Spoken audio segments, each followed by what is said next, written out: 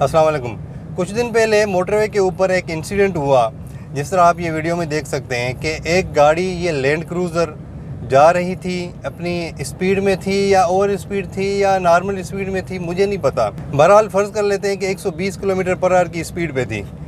120 की स्पीड पे ये गाड़ी जा रही थी और अचानक इसका रियर पैसेंजर साइड वाला, पिछला पैसेंजर साइड वाला जो टायर है वो बर्स्ट होता है। अचानक जैसे ही बर्स्ट होता है, गाड़ी थोड़ी सी झटका खाती है, ज़ाहिर है। और गलती क्या हुई, जो साहब चला रहे थे, जब मैंने उनसे पूछा तो उन्होंने बताया कि टायर बर्स्ट हुआ है। अचानक टायर जैसे ही बर्स्ट हुआ है तो मैंने गाड़ी को रोकने की कोशिश की।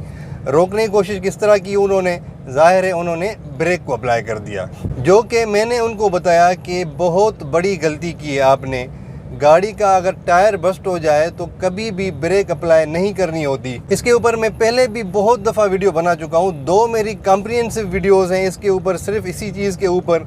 एक में तो मैंने प्रैक्टिकली भी दिखाया था, वो एक बस जा रही थी, उसके कैमरा में जो डैश कैम होती है उसमें वो वीडियो रिकॉर्ड हो गई थी। एक आगे एक वैन जा रही थी तो उसका टायर बस्ट हुआ तो उसने अचानक ब्रेक अप्लाई कर दी तो वो वैन बिल्कुल इम्बैलेंस हो गई थी और जाके फिर उलट गई थी। बहरहाल इसके ऊपर 2 कॉम्प्रिहेंसिव वीडियोज़ में बना चुका हूँ और तकरीबन जो भी वीडियो इस टाइप की होती हैं उसमें मैं हमेशा कहता रहता हूं कि जब भी आपकी ब्रेक फेल हो गाड़ी की तो आपने कभी भी ब्रेक अप्लाई नहीं करनी। उसका सिंपल तरीका मैंने आपको बताया था, ये आप जहन में रख लें।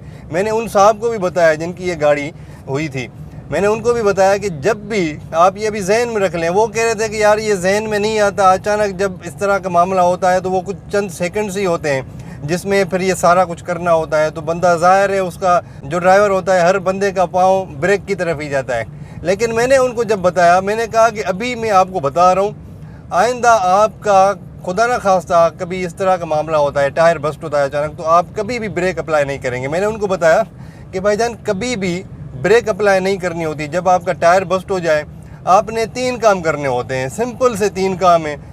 एक तो सबसे पहले तो आपने अपने नर्व्स पे कंट्रोल रखना होता है। दूसरे नंबर पे आपने स्टीयरिंग को मजबूत पकड़ना होता है और रेस पेडल को, तीसरे नंबर पे रेस पेडल को आपने छोड़ देना होता है। ठीक है जी, ये 3 काम करने होते हैं। एक, स्टीयरिंग को मजबूती से पकड़ना है, दूसरा रेस पेडल को छोड़ देना है, तीसरा आपने स्लो आपने स्टीयरिंग को पकड़ते हुए गाड़ी को साइड पे लेकर जाना है। जब आपकी गाड़ी की स्पीड थोड़ी सी कंट्रोल में आ जाए यानी कम हो जाए तो फिर आपने क्लच को पकड़ के फिर ब्रेक मारनी है, गियर्स को यानी शिफ्ट करना है नीचे वाले में और उसको न्यूट्रल कर देना है। बहरहाल ये काम बाद में करने हैं। तो भाईजान यही तरीका होता है जब आपकी गाड़ी का टायर बस्ट होता है।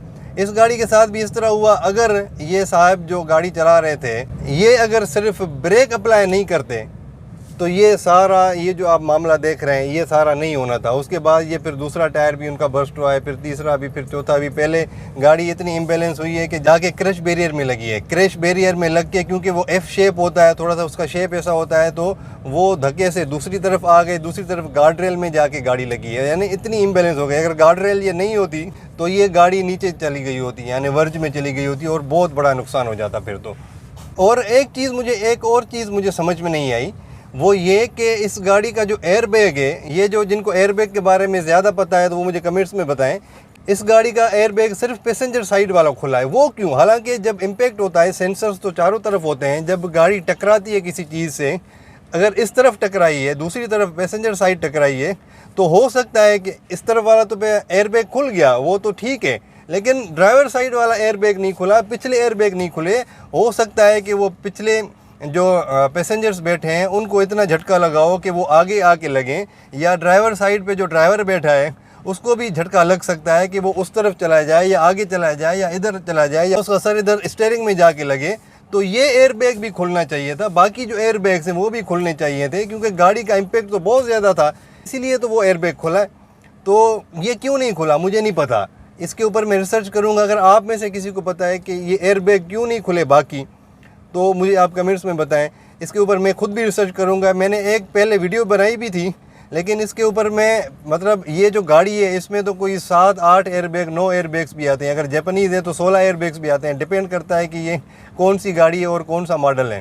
तो यानी एयरबैग इसमें होते हैं, खुले क्यों नहीं, ये इसके ऊपर मैं रिसर्च करूँगा और फिर मैं आपको बताऊँगा। तो जी मुझे लगता है कि आपको ये चीज़ें समझ आ गई होंगी और हमेशा की तरह इंशाल्लाह नेक्स्ट वीडियो में किसी अच्छी इन्फॉर्मेशन के साथ मिलेंगे। तब तक के लिए इजाज़त, अल्लाह हाफ़िज़, थैंक यू वेरी मच।